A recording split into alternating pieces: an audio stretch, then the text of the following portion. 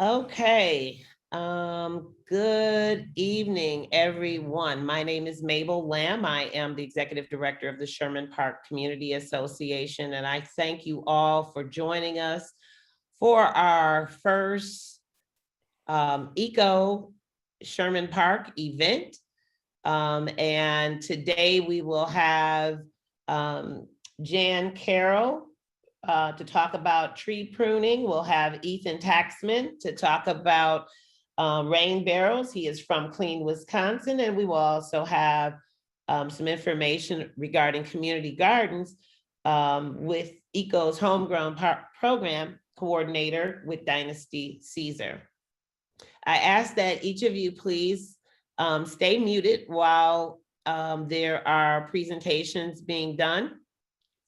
If you do have questions, feel free to add your questions into the chat and we can definitely address those questions. There will be presentations and also time for questions and answers in each segment. So with that being said, I would like to just quick tell you that this event is being hosted by the Sherman Park Community Association, as well as the Environmental Collaboration Office. Just real quickly, I wanted to share this information. We are, can you see this sign right now?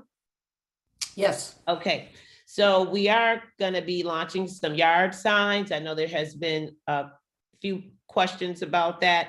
We'll be having some yard signs printed that say pitch in, help keep Sherman Park clean. And then on the other side, it will say Sherman Park is an eco neighborhood. So those yard signs will be coming out pretty soon. And we would like for each of you to definitely get one for your yard. And then at the end of this presentation, I'll share some upcoming dates and events that are gonna be happening. So with that being said, Jan Carroll with our tree pruning, if you'd like to get started. Okay. Take it away. All right. Thank you. Well, I'm going to give a little bit of a history. I don't know if you realize, but we have over 60 community orchards that have been planted in the last probably 7 to 8 years. There is a total of probably 1,200 trees that have been planted. And they have been planted through a group. Growing Power planted a lot. They planted pocket garden orchards in conjunction with the city program, Homegrown. Victory Gardens planted a lot of the orchards. Urban Ecology planted a lot of orchards, and then Walnut Way and Yes are the other organizations that have planted garden and orchards in the vacant lots. So a little bit of history about me. I'm a retired nurse. I volunteered with Will Allen at Growing Power since 1990, so I was there for about 25 years. I started out working with the vermiculture program with the composting worms, and then found that he had developed a program in conjunction with Stark Brothers in Missouri, in which they sent, they were celebrating the 200th anniversary of the delicious apple that they had developed. And so they were sending us their leftover fruit trees for about 3 years. And it was many of those trees that got planted out with the city program and with the other organizations. So I worked with that, and then Growing Power closed. And in that process, I just kept following the orchards. And in that process, I learned that a lot of the orchards that had been planted either by Victory Gardens or the city had sort of been left on their own. That I think there were groups that were supposed to be taking care of them, churches, law clubs, community organizations, who signed on and then didn't realize what they had signed on for. And so many of them were abandoned. So I, at this point, after 3 years, am taking care of about 24 of those orchards. Many of the orchards that were planted were well cared for. Some of them are just gorgeous. But I don't mess with them. Those are not in, that's not what I do. I take care of the ones that don't have anybody else doing. Okay, so one of the things I've tried to do is always find the groups that are connected to the orchards, and sometimes I'm able to do that, and then sometimes there are some that have just remained a mystery. So I have just continued to work. I have learned a lot. I am self-taught. And so in the 3 years that I have been doing this, I have learned a lot. And let's see, is there anything else? I'm also working with the Northcott Community Center, the neighborhood house, with their program for young men. And so I work with them on Mondays and Thursdays, and we do orchard care, which is a really wonderful thing. They really help me a lot, and hopefully in the process, they are learning things, because they have a pre-arborist, pre-apprenticeship program for the arborist industry, and so that has gone very well for them. And so I'm the fruit growing component of that. Let's see. Okay, so I think a lot of people had questions about caring for orchards. And so the oldest trees that I care for, I think, are the ones planted by Victory Gardens, and that was somewhere around 8 years ago. So there are some that are producing fruit already. And then there are about half of them that are still young. And so they are just being cared for, and they will be producing fruit within a couple years. It gives us a chance to learn how to take care of the trees, because I'm going to go through all of the different things that you can do when you're caring for fruit trees. And if you have some of your own, you will either be caring for a mature tree, an adolescent tree, or a young tree. And I think one of the things that happened is people love the idea of an orchard, but the reality is that you are signing on to chase unruly teenagers for the rest of your life. And I think a lot of people don't realize that a fruit tree is not a tree that you plunk in the ground and within a couple of years it will produce beautiful fruit. You really have to take care of it and work at it. So I have a curriculum that I've developed. I was working with McGovern Park, and they also are interested in doing some instruction. So if anybody is interested, I have your email, I will send you what I have written so far. And this is basically very simple. It starts very simply, and I'm assuming all of you understand the different parts of the fruit tree. Okay, so the thing about a fruit tree is that it's actually two trees spliced together. And that is the thing that makes it difficult. So you take a rootstock, which are the roots that go in the ground, and that is the part of the, for example, apple, that will keep your tree small. It will make it winter hardy. It will do all kinds of things. The tree, the part that you see is the trunk of the tree, and that is the part of the tree that is basically a clone.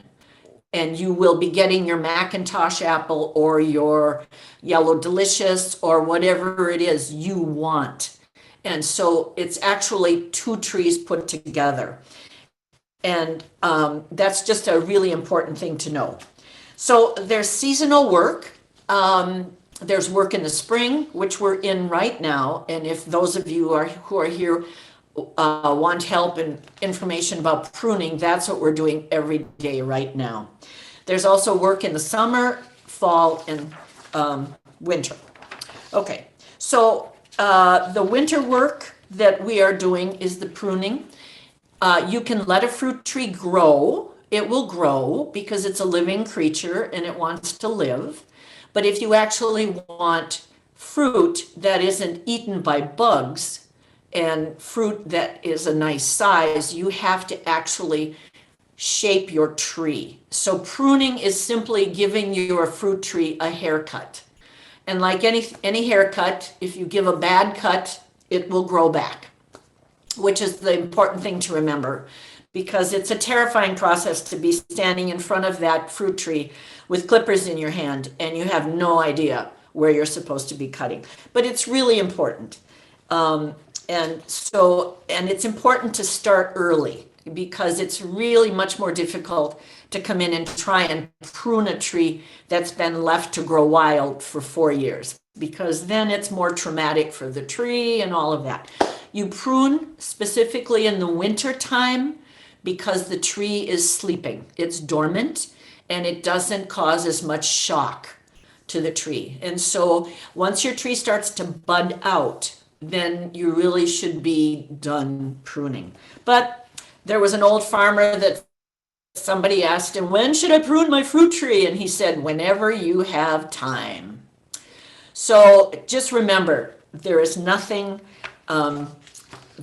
fatal and permanent about what you do.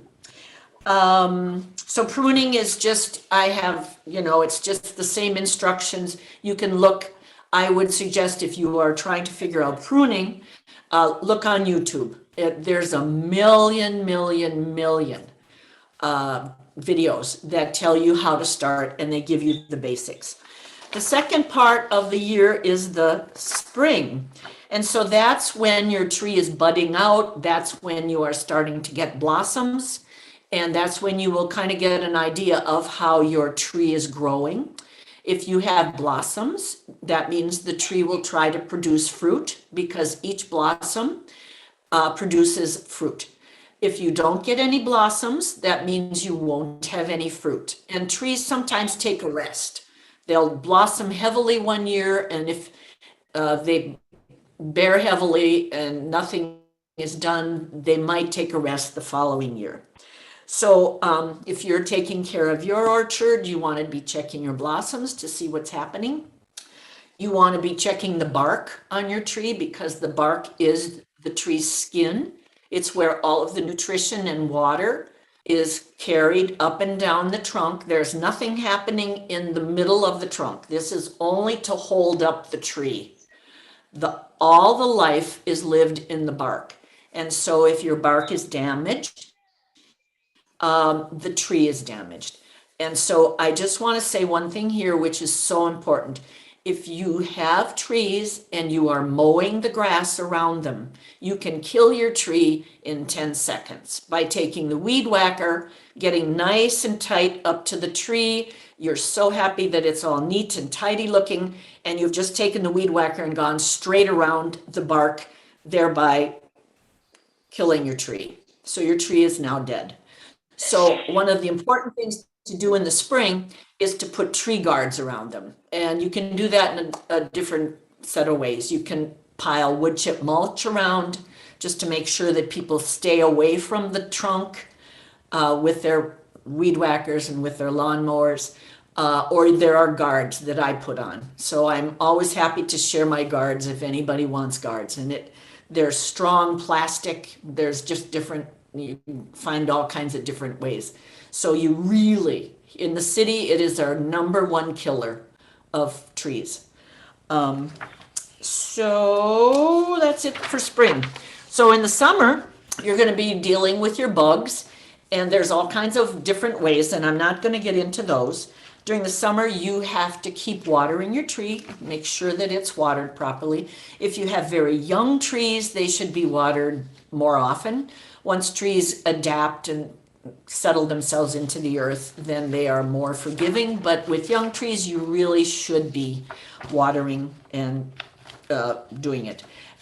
When you get fruit on a fruit tree, you want to thin the fruit out, because if you leave all the fruit on, you'll have a whole bunch of tiny fruit. If you thin out your fruit when they're the size of a quarter early in the spring or early in June, you will have nicer fruit and it will be bigger. Then in the fall, you are, if you are taking care of your orchard, again, you're spreading mulch around the trees that retains moisture. It makes the yard look nice. It makes the orchard look nice. It keeps everything away from the tree, and it will help protect the tree roots in the winter. And at that point, you always want to pick up all of your fallen fruit. You don't want to leave it on the ground, because that is where the bugs are probably living. And if you don't pick the fruit up and throw it in the garbage, you don't want to put it in your compost, because they'll still live right there. You put it in a plastic bag and throw it, tie it up tight, and throw it in your trash so that it doesn't have a chance to spread.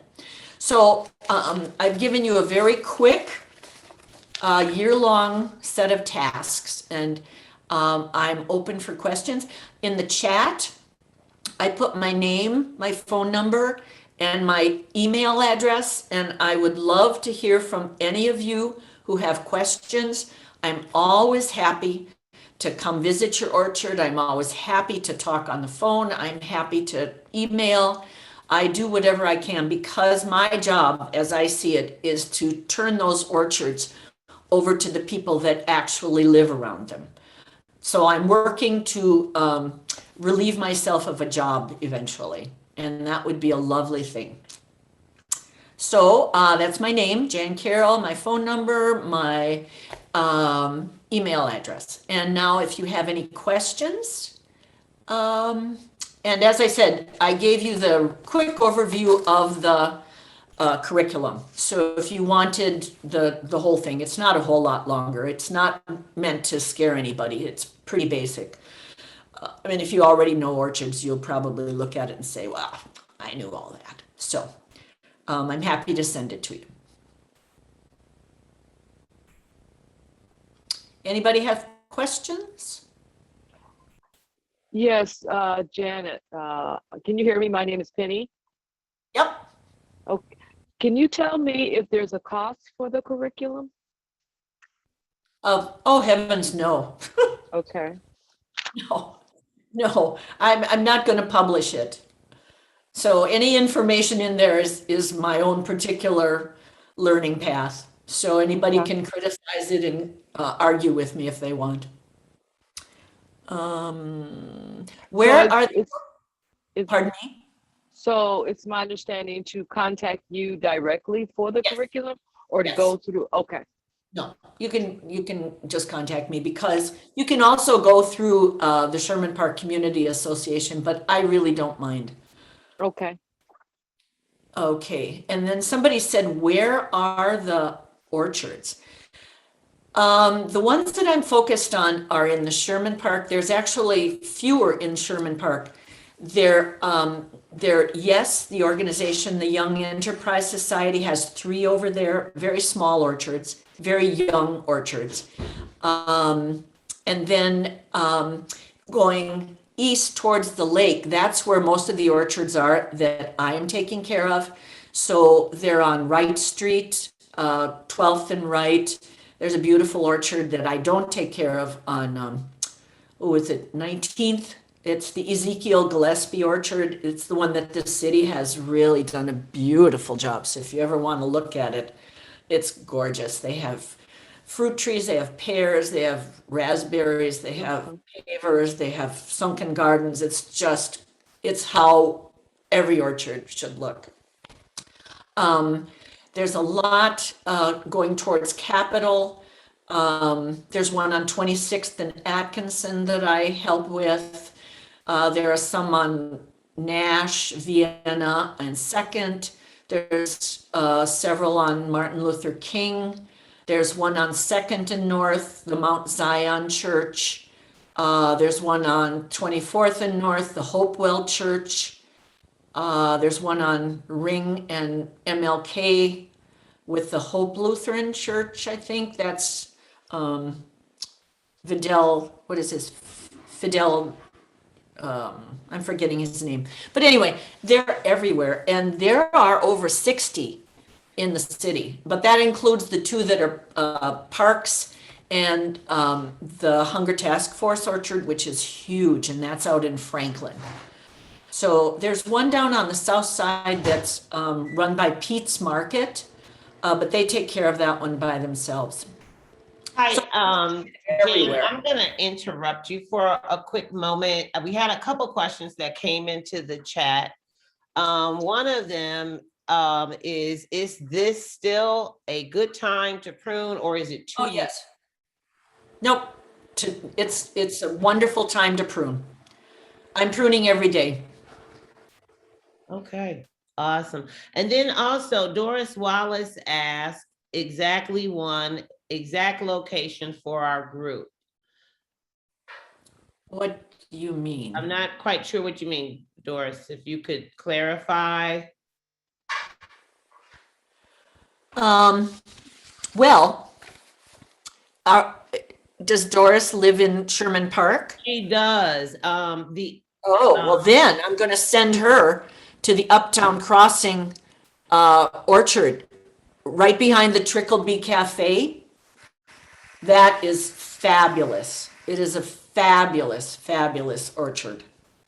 And that's And 2300 block of North 45th Street. And I Yes. think Ann Knadler is on, hi Ann, who also is part of the Uptown Crossing yes, neighborhood. yes. So if you are looking for an example of a beautiful functioning orchard, that's the one to go to, because it's fairly old at this point, and I think it's about 6 or 7 years old. So most of the trees are either producing fruit, the apples are producing. Pears take longer to produce, so I don't know if there were too many pears. But yeah, it's a beautiful orchard. So that would be the one I would send you to. Some of the other ones look like they need a little tender loving care.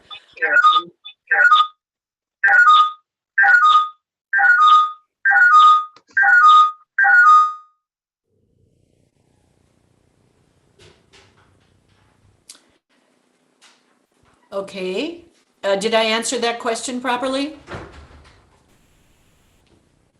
Okay, I'm gonna assume I did for Doris. That is the orchard I would send you to see. The next question is from Timothy Perkins. Are older trees that people have in their backyards beyond hope? Oh, well, it depends. Some trees are gorgeous. Some trees have not been really cared for, and they can get a little overgrown. They can have some illness. They can have,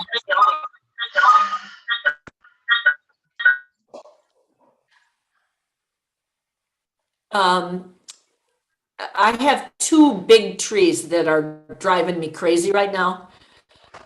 Because what happens if you have a tree that is somebody's backyard and they're not taking care of it, that can really be a place that the bugs can really congregate, and they then fly into all the other orchards.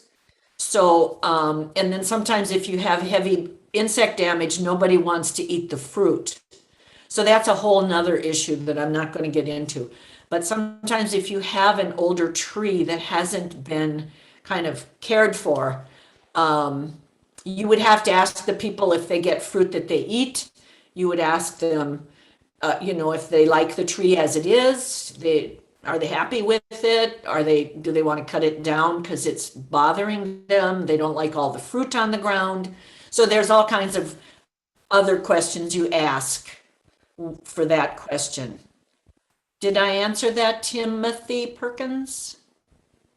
Yes, thank you. There are a lot of people who have inherited fruit trees in their backyards in Sherman Park. They probably wonder what to do with them. People who have inherited fruit trees from the Yes. previous owners Yes. are wondering what to do with them. Well, that would be the question I would ask. Do they like the tree? Is it in a spot that they want it to be? Is it producing fruit that they want to eat? Do they want to take care of it? Because you do have to take care of them. I'm very serious when I say you're signing on to chase teenagers for the rest of your life. You don't just plunk it in the ground and then forget it. So those would be questions that they would have to answer. And again, I would be happy to go and look at them, although my expertise is not old trees. I'm better with the young ones, because that's what I've had the experience with. But again, you can look for videos on how to take care of an old tree, and there's excellent videos. So I would say that would be the better way to go. Thanks, Jan. That's a wonderful offer too, though. Thank you. Okay. Okay, are there any more questions? All right, I will add, wait a minute, somebody asked if people have fruit trees that they want to keep and are producing too much fruit. Groundworks Milwaukee can help with cleaning that fruit in, or is that gleaning that fruit in the fall? So. Yes. Yes. They do a wonderful job. And that's Groundworks Milwaukee. Yep. All right, any other questions?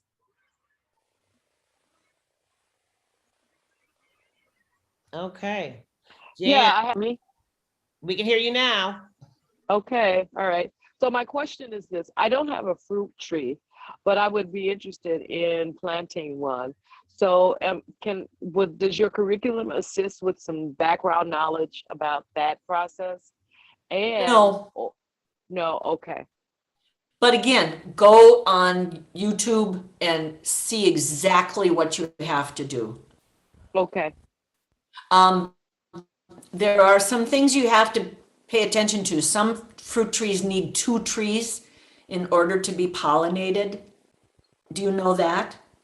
No, I know nothing about Okay. this Then topic. I think my half hour is up. You're always welcome to email or call me, but you really need to do good education before you buy a tree. Thank you. Okay. And again, I will put Jan Carroll's information into the chat so that everyone will have her name and phone number and email address. So Jan, thank you so much for your wealth of knowledge. We Can really I ask? appreciate it. Sure. There's one more question. Can you share any YouTube links that you found effective? No. There are so many. I've watched like 20 in a row. And what I do is I just keep listening for the same information to keep getting in. And some people are really funny and they give you a really good idea of what to do, and others not so much. So no, you just have to jump in and see what you find. All right, Jan, thank you again. Next up, it's about 6:30.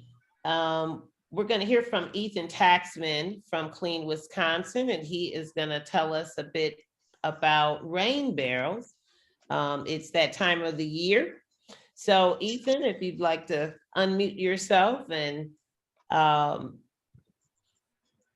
take on over. Thank you. All right. Hey, thank you. Thank you very much. Thanks for having me here. It's a pleasure to be here, and it's nice to see some familiar faces. Okay, at this time, I'm gonna share my screen. If someone could give me permission to share the screen, that would be great, because I did prepare a presentation and I want to click around on some web resources. There's a little too much that I wanted to include in the presentation. You have screen sharing privileges, so go for it. Perfect.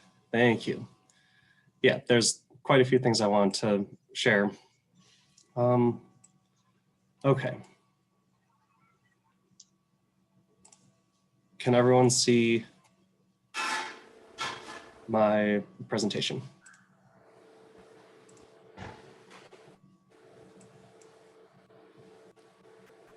Okay. Yes, you can see it. Thank you. So I'll start by just putting my name and my email address and my phone number into the chat. And I'll be sure to share all the resources that I present, and my contact information. I'll share that with Mabel, and anyone can feel free to get in touch with me. I would love that and encourage that. So, oh, and sorry, before we get started, I will hopefully be able to get to all the questions at the end. It might be a little bit difficult for me to monitor the chat simultaneously while presenting. So thanks for your patience in advance with that. A little bit about Clean Wisconsin. We are a environmental group based out of Madison, and it's our mission and vision to protect and preserve Wisconsin's resources and natural heritage, protecting our water resources, and addressing climate change. And we have energy experts, energy and climate experts, and some legal expertise, and also a pretty robust water program as well. So the work that I do with Clean Wisconsin in Milwaukee is largely around community outreach,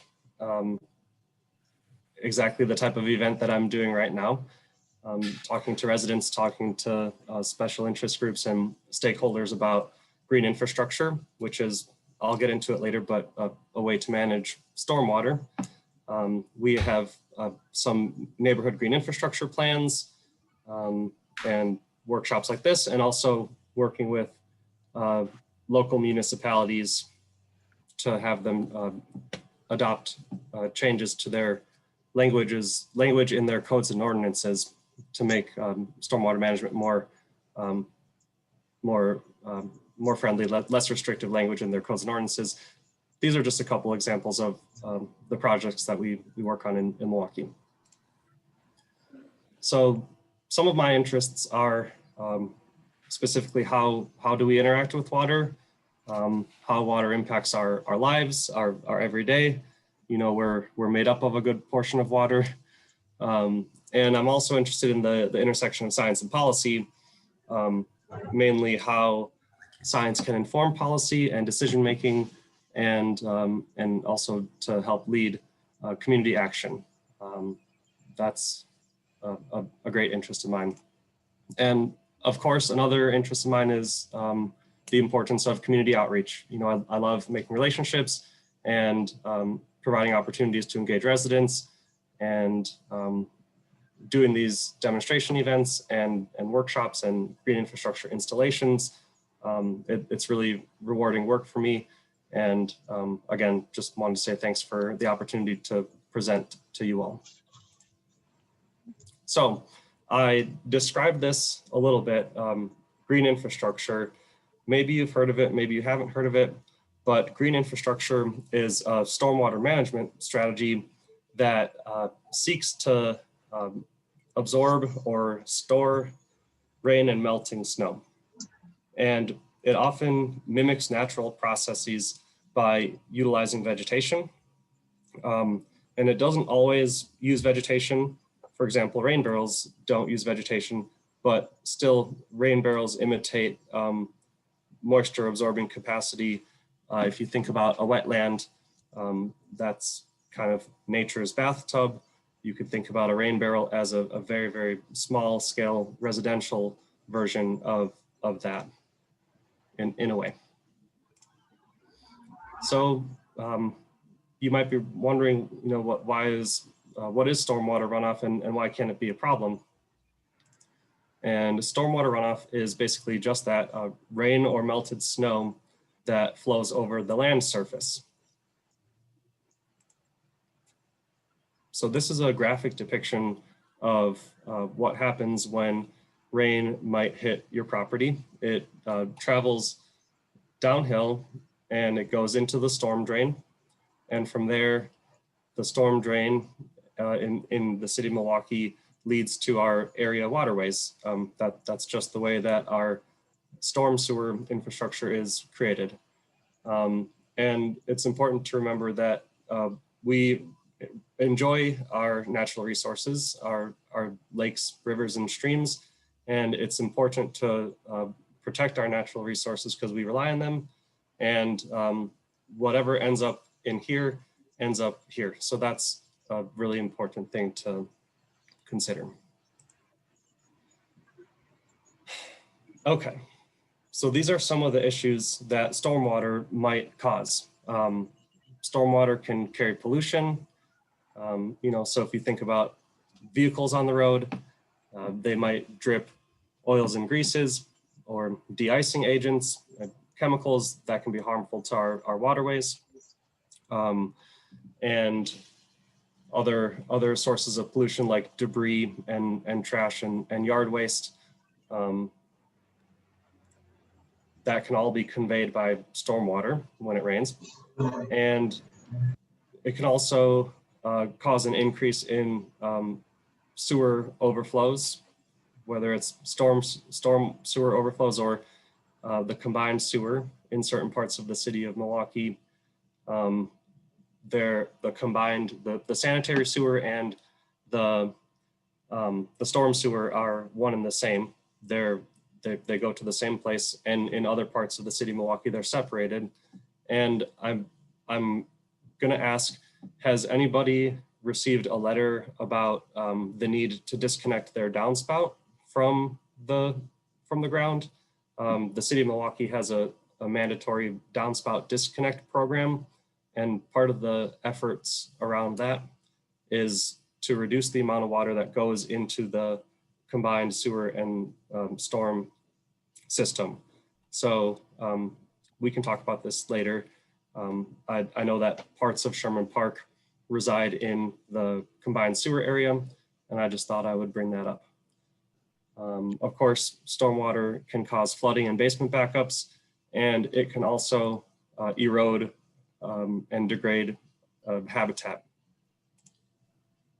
So these are just some photographs of how stormwater can impact our lives. So we have, we have pollution from the various items that I listed before: oils and greases and debris, and trash, basement flooding, flash flooding. This is Kilbourne Tunnel leading to downtown off of I-43. And then erosion. So this is a home that's being possibly threatened by this bluff erosion. So stormwater flows over the edge of that and scours it away. And who knows, maybe in some time the home might be threatened and it might fall in there. So these are all potential impacts that stormwater can bring. And I'm not saying this to scare you, but I just wanted to put this out there that what stormwater can be a powerful thing in our lives. So the solution to managing stormwater is green infrastructure. The city of Milwaukee, MMSD, regionally, there's a big push to have more green infrastructure in the city and in the state, and in my opinion, it should be used everywhere. And these are different examples of green infrastructure. Like I mentioned at the beginning, there's different ways to infiltrate stormwater, and you can see the name green infrastructure. A lot of it does use vegetation. I'll just go through these photographs. This is permeable pavement.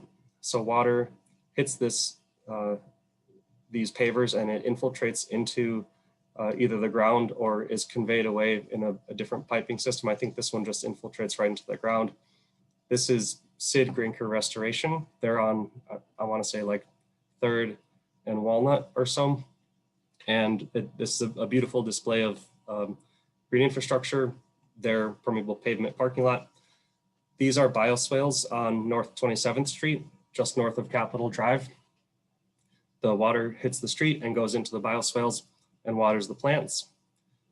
These are green roofs overlooking the baseball stadium, and those are really neat. They're a very creative way to utilize space that would otherwise not have water absorbing capacity. And then of course you have the basins. These are on 30th Street, just north of Capitol Drive there. And they hold a lot of water, and MMSD strategically redirected the storm sewers underground into these basins to later absorb and flow into Lincoln Creek, which eventually makes its way to the Milwaukee River and then to Lake Michigan. And this is a residential green infrastructure strategy. This is a rain garden. So a rain garden is kind of a shallow depression filled with native plants. And you can see here, this is one that we installed in 2019. This is what it looked like last summer. We redirected the downspout into the garden. So all of the water that hits the part of the roof that this downspout services goes into the rain garden and it waters the plants. And it's also a creative way to manage stormwater at your home. So these are all different ways to manage stormwater beyond just sending it away in a pipe. You know, it really manages it on site, and it's very helpful for trying to alleviate some of the potential issues that might arise that I went over previously. So this is a rain barrel. The water that hits your roof goes down your downspout and it goes into the barrel. And this barrel holds about, I want to say, 50 gallons of stormwater. And I'll go into some more details on how exactly to install a barrel. But just to give you an idea of what one looks like, I'm sure many of you have seen them. These are fairly easy to install. It takes a little bit of time, and you need some specialized equipment. But this is the idea. Water hits your roof, goes down your downspout, and it goes into the barrel, fills all the way up. And then once the barrel gets full, this particular design is designed so that when it gets full, it sort of hits a state of equilibrium. And the rain barrel no longer accepts the water. It's able to flow back down the downspout because of the way that it's leveled. And I'll go into some detail about that. And then of course, there's the ability to use the water to water your plants. So at this time, I'll go over some features of the rain barrel. The barrels that, if you're interested in getting one, they come with a diverter kit and a barrel, of course. So what's inside the diverter kit? There's all of the components that you attach to the barrel itself. You have the barrel with the lid, the nozzle, a little screen to put on top of the lid, and these screws and some tape to help to make sure that the nozzle is secure. And then in the diverter kit, you have these 6 pieces of equipment. The fill hose, that's what connects from the downspout to the barrel. You have the hole saw. This is a specialty drill bit. You'll need a power drill to install the barrel. And you literally drill into your downspout.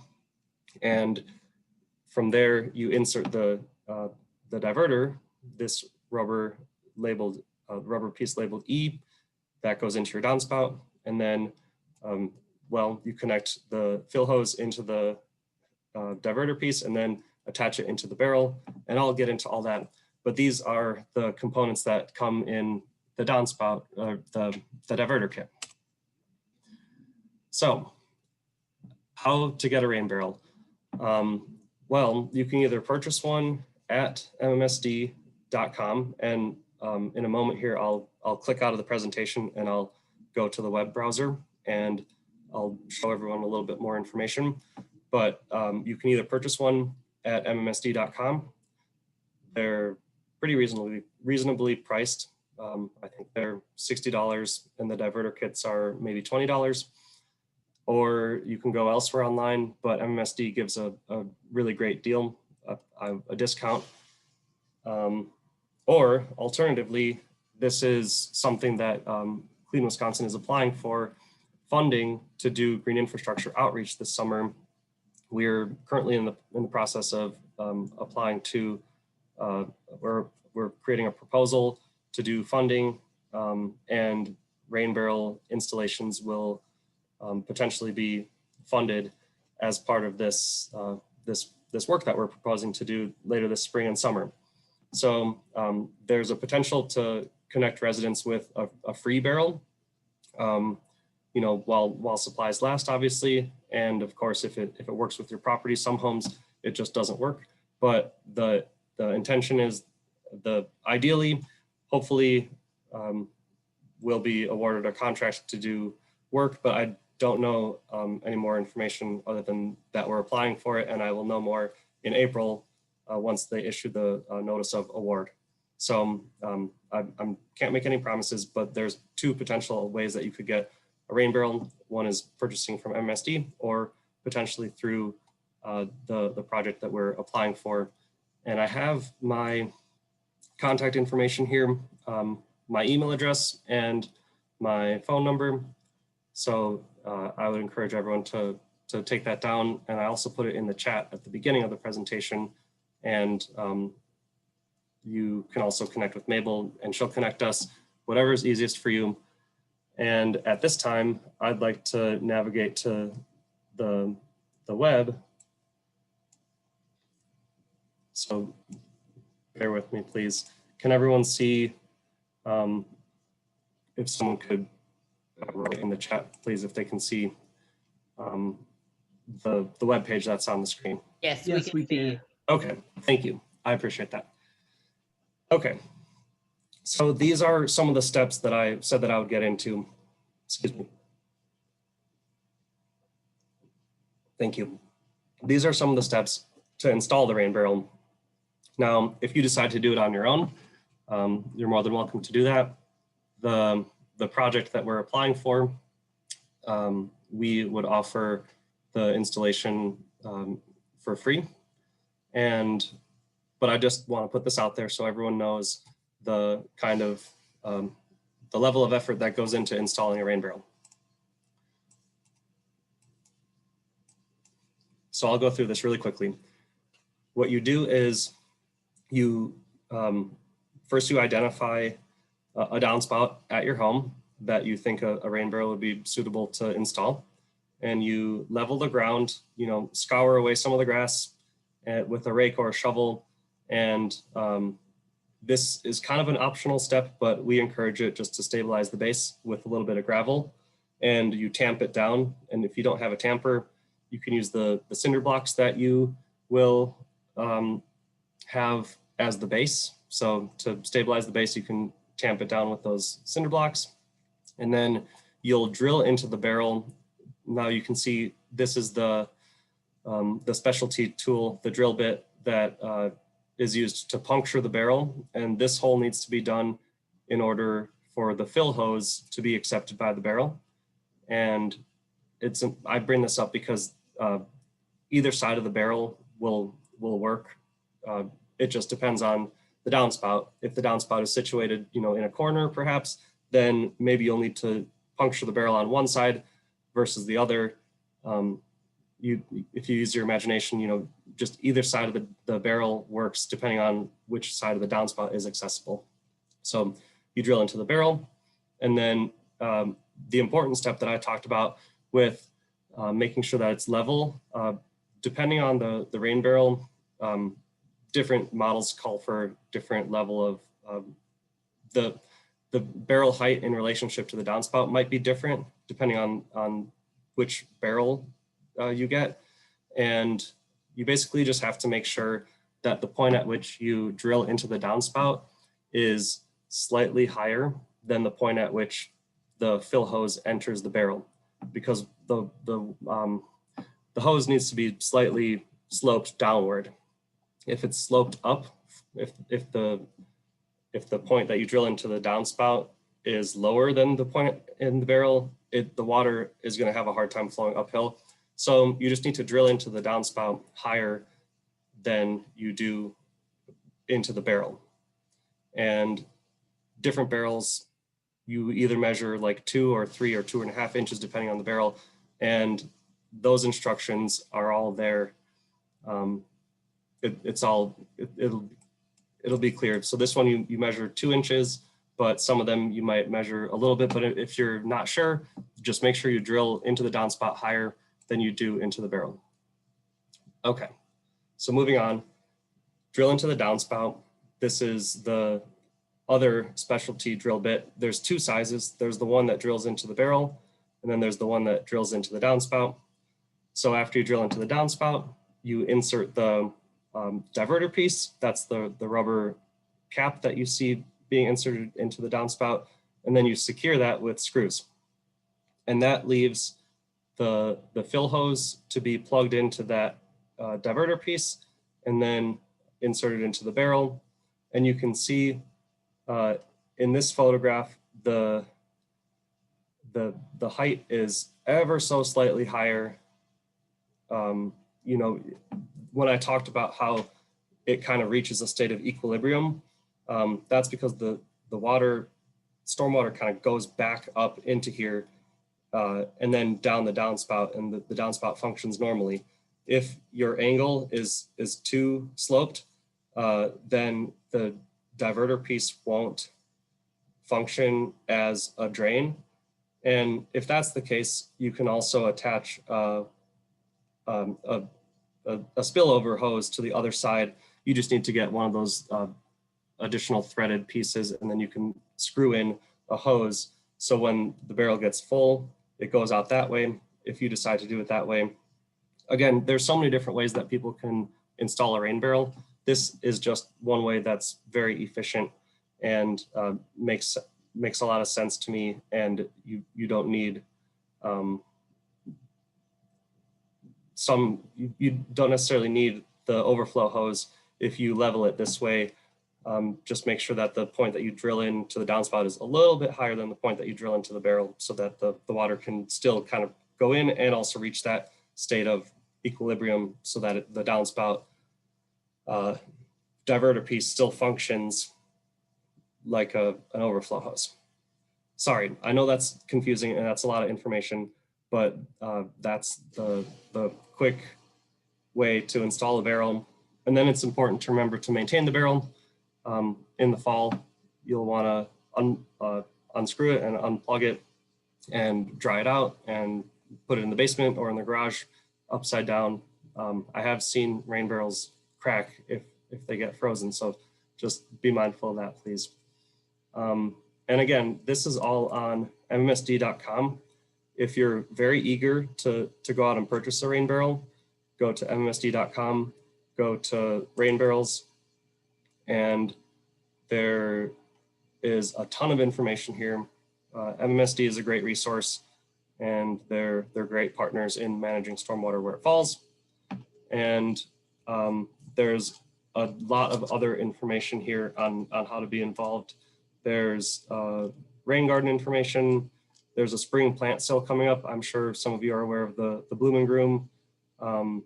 And there's a general spring plant sale by MMSD as well. And, but I think Mabel has helped to coordinate the plant sale as well. And yeah, I would just recommend exploring mmsd.com. I wanted to find something. There's some information on rain gardens too, but that might be on a different web page.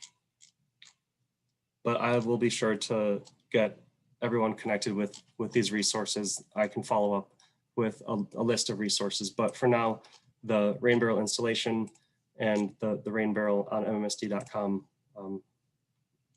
And here's the pricing if you wanted to purchase one right now, or bear with me until we find out more about this contract that we're applying for. And I want to have time for questions, so thanks everyone for your patience. I'm going to review the chat, or if people want to unmute and chat, I'm happy to talk too. Feel free to unmute if you have a question for Ethan Taxman. I think there was a question in the chat. Ann Knadler asked, is the disconnection program still free? Oh, so um, the downspout disconnect program was optional, and I think during a certain time, MMSD or the city would provide residents with a reimbursement if they decided to do a disconnect. And that's if they were in the combined sewer area and the city told them that your downspout needed to be disconnected. But now it's currently a mandate. So I hope I answered that question. The rain barrel program that I'm describing, residents in Sherman Park through this program could get a free rain barrel. And like I said, I don't know any more about that currently because we're applying for the contract, and I will know more on March 31st, Okay. who's awarded.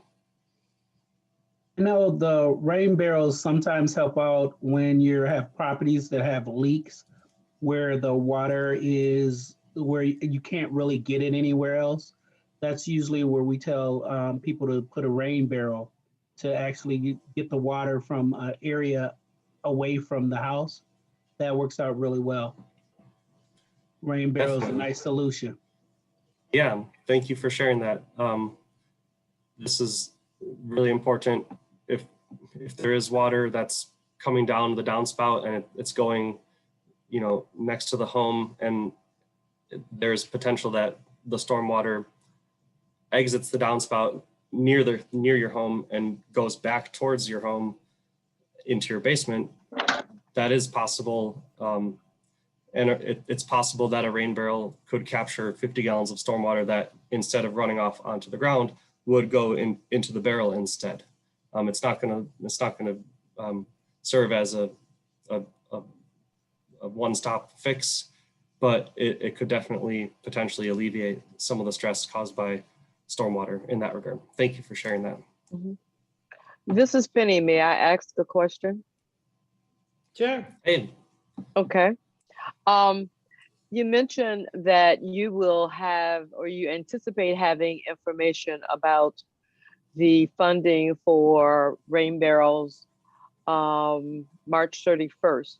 I think that's the date that you mentioned. Correct. If in fact, if correct, okay.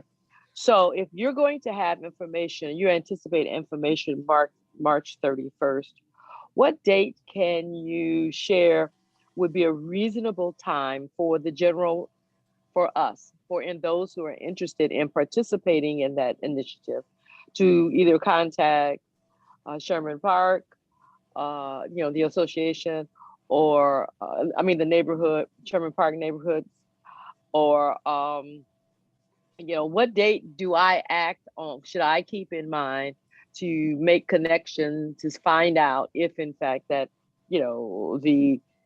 the funding is available? Definitely, that's a good question. The moment I know, I'm going to get on the phone and call Mabel. That's my word. So it could be as early as April 1st if we are notified on March 31st and we know if we were awarded the contract, then I'll let Mabel know as soon as I can. Another way to think about it, I guess, would be we probably wouldn't start doing rain barrel installations until later that month or possibly in May. But I would say definitively first week of April, Mabel would know. Okay, sounds good. And Penny, if it would also help, Sherman Park Community Association will be hosting our Bloom and Groom, our 11th annual Bloom and Groom plant sale on Saturday, May 22nd. And we will be at Sherman Park, rain or shine, so that if Ethan is awarded, Clean Wisconsin is awarded the contract, he would be out there and he can sign people up at that event as well. And that will be again on Saturday, May 22nd. I think we start about 9 o'clock. So you could always sign up there, but I will definitely send out communication to everyone on this call who may be interested in a rain barrel, we'll make sure we send the information out to you as well when it's available. Sounds good. Thank you, Mabel. You're welcome. Thank you. Are there any other questions? I did see two. Someone asked if we're doing the rain gardens still. We did propose as part of this contract that we would like to do rain gardens as well. And we're doing fewer, we proposed to do fewer rain gardens than we did rain barrels. So the supply is a little bit more limited. But the answer is yes, we are still hoping to do some rain gardens in Milwaukee. And Monique says that she's part of the Uptown neighborhood and would like the information. I'm happy to share all the information. And if you want to give me a call, I can talk you through maybe how to reconnect that barrel into your downspout. And again, here's my contact information. If anybody wants to write me an email, I'm accessible there, and that's my my phone number. Okay. Awesome. Ethan, thank you so much. Thank you. Sorry to go over a couple minutes. No, you're good. The information was very informative. I think Ms. Wallace said that now she understands the importance of putting some flowers in her yard. So great information is always helpful to all. So with that being said, you're welcome. Thank you, Ethan. We're gonna move on to our community gardening with ECO's homegrown coordinator, Dynasty Caesar. Dynasty? Hi, everyone. Happy Monday, if that's a thing. So I'll need to be able to share this screen, which I think I may be able to. Yep. Yep, let me see. Okay. All right. Let me just. Okay, so you've heard about how to manage fruit trees, and you've heard about how to obtain and manage rain barrels. Now you have to find out where you're going to put these things, right? So maybe you might put them in your backyard. You might obtain a community garden. So I am with the city of Milwaukee. I am the homegrown program coordinator, and my program works with community organizations and residents to help them determine what they'd like to see on vacant lots. And sometimes that could be community gardens. So there's a process to obtaining and being able to have a community garden. The first part is to contact Groundwork Milwaukee. And so with that, you should be able to, with saying providing a proposal, really means just kind of what are your plans for the park or for the garden? What do you plan to do? And if you're working with any organizations, community engagement has been something that's really important for a lot of organizations. My department in the homegrown program is really founded on that and grounded in that. And also Groundwork Milwaukee really cares about that too. And so making sure that you have community approval and that you've talked to residents is really important. And then being able to identify community organizations and funders who'd like to support. So as you go through the process, maybe, for instance, I'm really familiar with communities like the Lindsay Heights neighborhood. If they're looking to start a garden, you would have to, an organization that you might want to connect with would be like Walnut Way, or for the Sherman Park Community Association, connecting with them, that will be a good partner in starting a process if you're in the Sherman Park area. Being able to identify 2 or 3 points of contact for each park. So do you have residents that we can contact that can confirm that you've spoken to them, or just people that are interested in helping you with the process? and then being able to complete the permit application. And I know that Damien is here from Groundworks, and I don't want to put you on the spot, but if I misspeak and once I get to the end, if you have things that you want to clear up or add in, please do so, because I myself am new to the process, being new to the city of Milwaukee.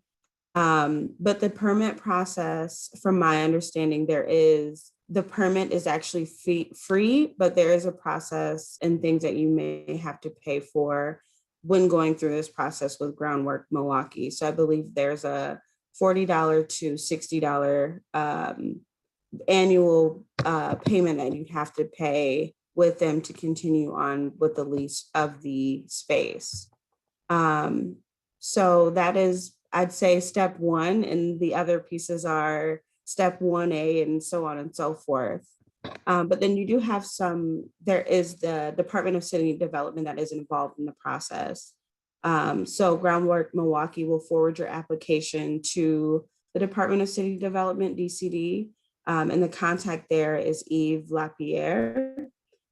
He would be the contact who would eventually reach out to you to let you know if you were approved or not. But you do need to make sure that you have approval from the alderperson in your area or have spoken with them. There are, let me see here, and a license will be issued. A seasonal license will be issued during the process as well. This is something that does need to be renewed each year. And the application process usually starts, actually, I think that's on the next slide. The application process usually starts in March, but from what I was told from someone his name is Matt Vogt from Groundwork Milwaukee, is that their Groundwork actually provides a liability insurance to the leaseholder. So if you decide to start a community garden, you would really be communicating mostly with Groundwork. Although the eco department, the homegrown department, is working to see how we can help facilitate that more in a more clean manner, so that you can speak to Groundwork and the city, or that Groundwork doesn't feel like they're doing all the work on that end. But you are able to do new garden permits between February 2nd and November 22nd. There isn't a deadline for submissions with Groundwork, but you'd hope to have it done in the March, early April time, so that you can start growing food and being able to grow things in your gardens. As I said before, the permit is free, but there is a cost to the process that you'll go through with Groundwork. And then for garden maintenance, you are able to, I think people are really struggling with maintaining the garden in terms of being able to water things. You are able to go through a process to access local hydrants. So if you're looking to have access to a hydrant that's nearby, there is a cost associated with that, and there is an application process.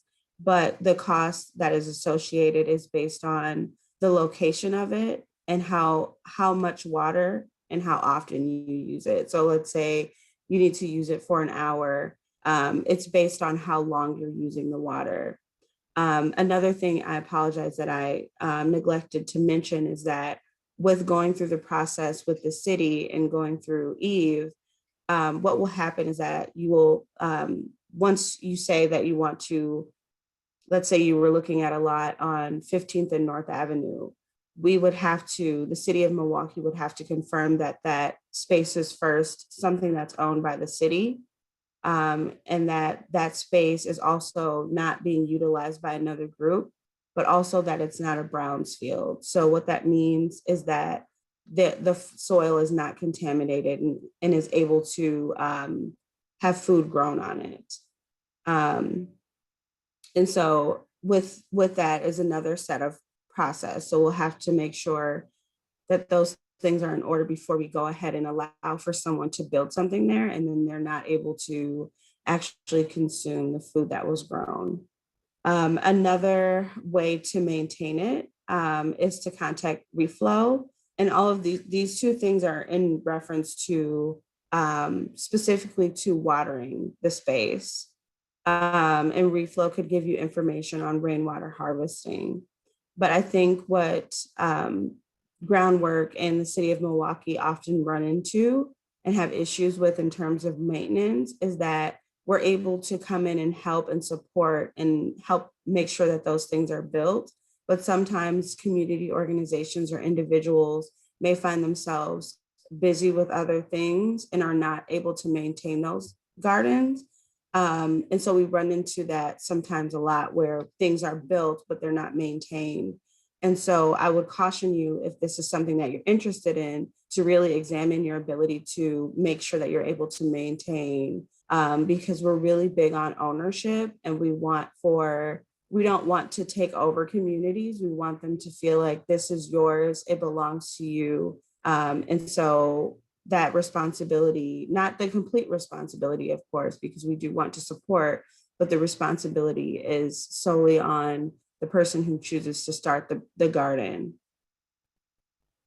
So my presentation is really short. I just wanted to make sure that I touch these different points. And also I'm a part of the homegrown program, and I'm speaking on behalf of Groundwork Milwaukee and also another department with the city. But I'm doing this because our department is also connected and working with vacant lots. And so sometimes we are a part of that process where people are coming to us, especially with if you are a homeowner or trying to do this on private property, then there's a different process for doing that through our department, the homegrown program. So the process sounds lengthy, but I think it's pretty self-explanatory.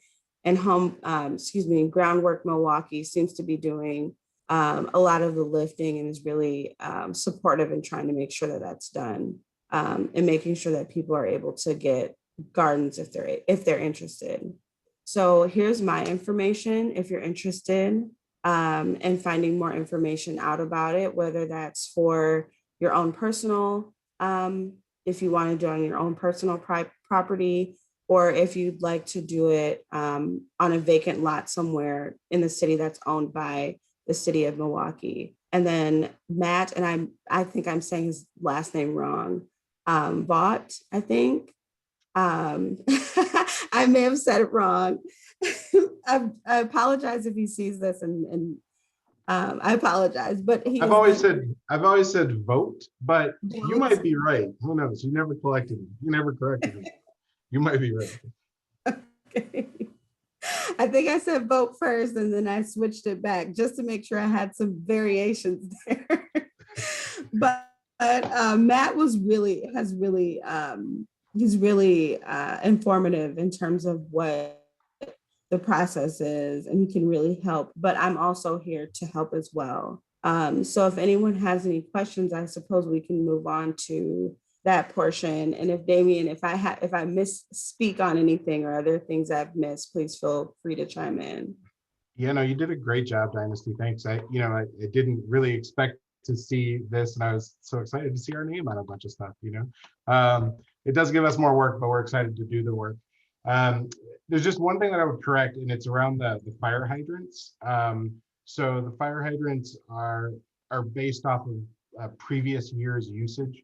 So like the total fire hydrant cost would be $150 for the season. It wouldn't be based off of like an hourly usage.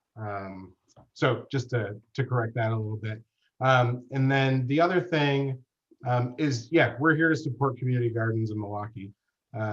So we kind of act as a liaison between the city to make sure that, like Dynasty said, there's 4 different departments working with 4 different, nothing against the city, we love the city, but working with 4 different departments in the city can be challenging, and we kind of help navigate that for all of our garden leaders.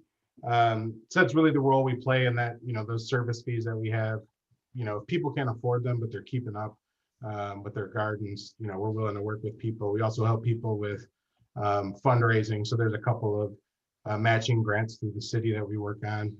But we're here to activate spaces, help them be sustainable.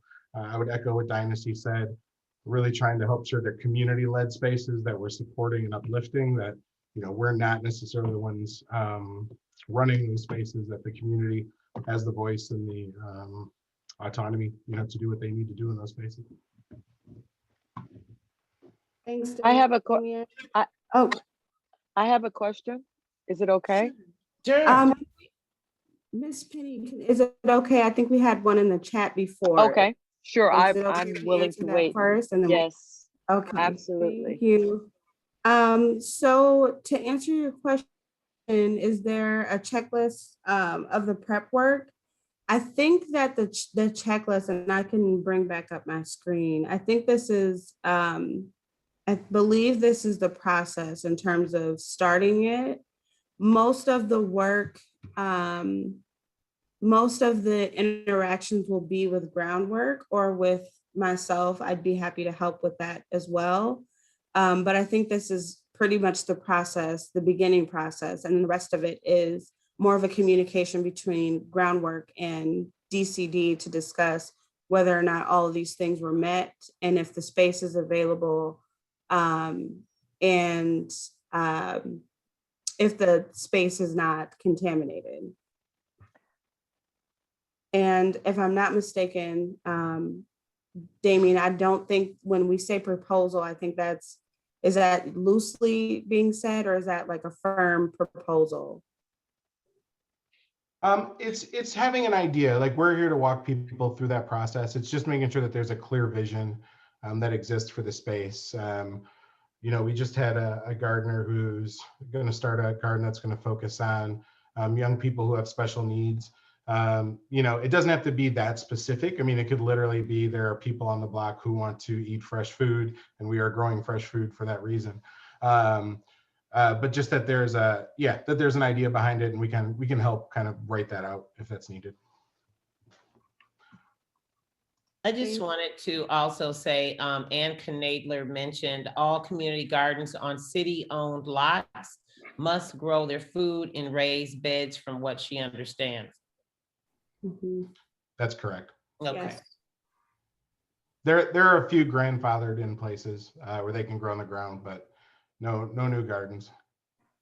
Okay. Miss Let's see. Penny, I think you had a question. Okay. Yes, I do. The C word attracted my attention, contamination. So my question may require a lengthy, I don't know, it may require a lengthy answer. If that is the case, I'm willing to talk privately about that. But is there, or can you give some indication of what condition would contribute to soil that would be classified or considered contaminated? Given that we're all, you know, the intent is healthy food, right? Mhm. But if there's contamination in the soil, obviously that's a no-no. So what is there with, you know, if this is a dissertation, I'm definitely willing to wait for your answer. But is there one source that we can think of that contributes or is a description of, you know, of contaminated soil? I can answer that. I can give you a short answer. I think Okay, there's different really short. ways that, yeah, I think there's different ways that can happen. But one of the ways, I think one of the projects that the city was working on, for example, was the Brown, oh my gosh, the Cream City Farms. I always say Brown because it's on Brown Street, but that they worked really hard to make sure that the soil was not contaminated any longer. And it really came from what was there before. And there was a factory there. And sometimes Okay. it's just the business that was in place before that that contaminated the soil. That's not the Okay. only way, but that's what we see as being one of the most common ways. So another may I way, add? Okay. Yes. I was just gonna say another way is sometimes corner lots may have had a gas station. that was on that space, and that would also contaminate a lot too. Yeah. Then Mhm. would a building and a housing that was destroyed via fire, with the debris from the fire and the the building or the um, remains of the fire it was raised, the city tore the building down and etc. Does that sometimes contribute to contamination? It could. It could. Okay. It could. It depends on, what, it depends on the depths of it. Yeah. So, Yeah. and Okay. I think Pastor Tim asked a question that kind of goes with your question too, in terms of how do we, I think you're asking, Pastor Tim, how do we determine that? And that might be, yep, I think so. So the way that we look that up is that we have a system at the city that tells us what areas are no-nos, Okay. and where we don't want people to be growing food. But as I said before, there are some organizations that might be up to the task to really go ahead and change that, and really repurpose the soil in a way that makes it not contaminated anymore. And so that's what happened with the farm that the Cream City Farm, which Yes. is on 30th and Brown. Yes. Thank you so much for answering that question. So Dynasty, oh, go ahead, Dave. Sorry, just quickly, I would suggest reading the responsibilities first before you start testing soil. It's kind of like the situation where once you know what's in, like, I think like it's being played at multiple levels, but like we're not testing what's in the soil, because once you figure out what's in the soil, you become responsible for taking care of it and remediating it. So I would just say, before you have the soil tested at your house, find out what the responsibilities are for homeowners once you find out what is on the soil, because I think it's a game that gets played that we have to be careful about. Obviously, we want our soil to be as clean as possible, but you also don't want to be responsible for remediating the soil in your house. Absolutely. Okay, This is Yvonne. May I add a note? sure. Too much to type. So I'm actually in a different I'm in the Century City neighborhood, and we partner with Sherman Park, and we have a number of raised bed gardens on private properties over here. And so one way to remediate a lot of that is, someone put it in the chat, the raised gardens, because the raised gardens generally have organic soil in them, and you're not digging as deep into the regular soil. So that's one way to remediate it. And the other thing that Penny asked the question, a lot of these lots, vacant lots, you don't know what they left in the ground when they demolished the property. So there could be filled-in basements there. They could have left water heaters and furnaces and all those kinds of things under there. So, most vacant lots had houses or something on. So that's another reason. But anybody that's interested, I would highly encourage you to maybe attend one of these other meetings for the raised bed gardens. I started gardening about 5 or 6 years ago, and I am totally hooked. I'm not an expert yet, but I tell you, when I give people my vegetables, they never go back to the store to buy that vegetable again. They want to grow their own. So I just want to put in that pitch. Thanks for the invitation. I just had to say that, too much to type in. Thanks, bye. Thanks, Yvonne. All right, you know what? I don't know what you all see on the screen. Tell me what you see. We see what you showed us at the beginning. Okay. Sherman what Park is it? Association.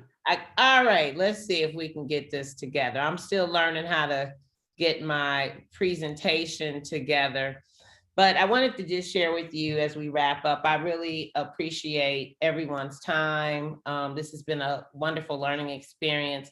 This has been brought to you by the Sherman Park Community Association, along with the Environmental Collaboration Office, the ECO department at the City of Milwaukee. And one of the things that we wanted to share with you as we're wrapping up, there are some green events. Can you all see this? Let me see if I can move there we go. Some upcoming SPCA Eco Green events coming up. Tonight's webinar with the fruit bearing trees information, the rain barrels and spring gardening. And then also on April 10th, there will be an event at Cocker Park. It's a community feedback day, 2929 North 30th Street from 10 till 4 p.m. And their rain date is on the 17th of April. We're hosting a socially distant event. It's outdoor to start collecting information from the community about reconstructing the park and the thoughts and the priorities for that park. For those of you who don't know where Cocker Park is located, it's on 30th Street, 30th and Cocker. And it's a very short street. If you know where the fire station is located on 30th, right on Locust, it's right next to the park, just north, the fire station is just north of Cocker Park. So if you'd like to participate in that, that will be on April 10th. April 22nd, we are gonna host an Earth Day webinar from 6 to 7:30. We are gonna be kicking off our Sherman Park Green Initiative and also share more introductory information on the Eco Neighborhood Project. April 30th, there will be an Arbor Day tree planting at 55th and Center. We hope you all will come and participate. May 1st and 2nd, we are going to host the Big Clean for Sherman Park. So we need you all to form some teams, get your block and other residents involved. We'll have a game plan and we'll also be promoting it via flyers on our website, Facebook page, Instagram, and also we'll send you an email. On May 22nd will be Earth Day in May. And that will also be our Bloom and Groom event. We will do a cleanup in the park in collaboration with the Milwaukee Tennis Federation, who's going to be hosting an event that day as well. We'll also be hosting kind of a quote unquote, a very socially distant outdoor environmental day at Sherman Park. We'll have some tabling and perhaps some activities, but it will be our 11th annual Bloom and Groom. It will be our pre-order sale pickup, and we will have some additional plants to sell as well. Just on another side note, we are developing a page on the Sherman Park website to give you more information on greening Sherman Park, links to the City of Milwaukee Eco website with resources, and also other events that are coming up. As it relates to Sherman Park Community Association, just a few things that are coming up. We do want to remind you to don't forget to vote. If you haven't already voted, April 6th will be the spring election. Sherman Park Community Association hosts the Mary Ryan Boys and Girls Club election site. And we, as always, we need volunteers. April 17th, Sherman Park Community Association will host a virtual housing resource fair. So if you know people who are interested in purchasing homes, if you need information, post information about purchase of a home, we'll also have that as well, and any foreclosure information. As I had mentioned before, as we're greening Sherman Park, there will be an eco neighborhood sign and anti-littering message, which I kind of released in the beginning. But I wanted to share that with you. And again, we'll have more information on our website. So for those of you who have participated, we really appreciate your time. I think there may be some things in the chat here. Let's see.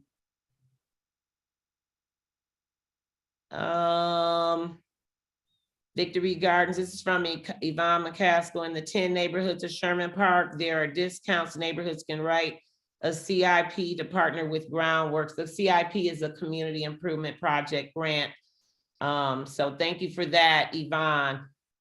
Victory Gardens also sells and installs raised beds. Good soil is the most important item. Do not go cheap in soil when you build your own raised bed. And that's from Ann Knadler. So all good information. Are there any final announcements, any questions? I'm also gonna thank you all once again for participating, but thanks most of all to Jan Carroll, Ethan Taxman, and Dynasty Caesar. And also, Pastor Tim, thank you for all your help in making this event successful and very helpful to the community. And if there aren't any final words, it is 7:33. We are. May I say I think something? Pastor Tim has something to say. Just one quick thing. If you have environmental resources that you want to share with the larger community, send them to Mabel at SPCA. And I give thanks tonight that Ann Knadler with Uptown Crossing and their gardens are here, and Heather Morris with 53rd Street School, and Sherry Fuqua with the Middle Ground Gardens. So if you have gardens and you're looking for people that might want to, or you're looking for a place where you can garden, again, go to SPCA and we'll get you the information. Yes. Thanks, and- everybody. And Yeah. Mabel, may I say something? I want to Yes. take my hat off to you and applaud you. Thank you so much for your effort to spearhead this initiative. And Oh, you you're have very a welcome. real cool T-shirt there, girl. Well, I like thank that you. Sherman Park T-shirt. Hey, we have them available too. Yeah. But I like the background, Yes. Mabel.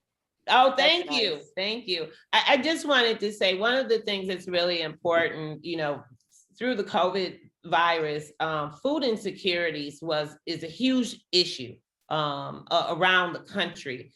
And I think as we move forward, we should really be looking at ways where we can teach people how to feed themselves, how to grow food, things like that, so that we can reduce food insecurities in communities throughout the country. And we're going to start right here in Sherman Park. So once again, thank you all for spending time with us. This presentation will be on Facebook. It will also be shared with You're in the way. all of our presenters so that you can always go back to the information at a later date. So Thank you so much, dear. you're welcome, and thank you. You all have a good night. Be blessed. Thank you, Dynasty, Ethan and Jan. Good night, everybody. Good night. Thanks, everyone. Good night, everyone. Good night. Good night. Good night.